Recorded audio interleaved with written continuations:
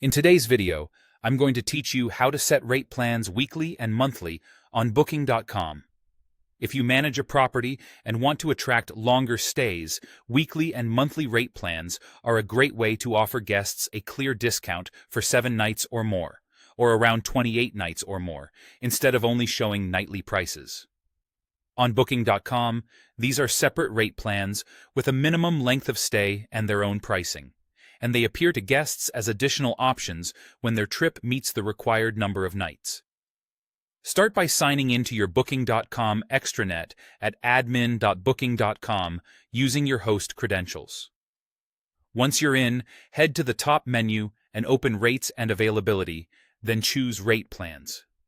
This is where you'll see anything you've already set up and where you can add new plans specifically for longer stays. Click the option to add a new rate plan. When prompted, pick the choice to create a brand new plan that isn't linked to another one. Keeping it unlinked gives you full control over pricing and policies, which is especially helpful if your long-stay rules differ from your standard nightly plan.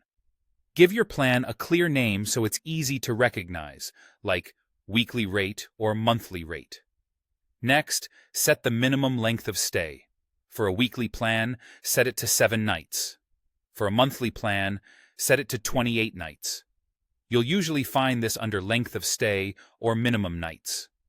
This tells the system that the plan only applies when the guest's search meets or exceeds that number of nights. It won't affect shorter stays, and it won't replace your regular rate. It simply appears alongside it when relevant. Now enter your prices.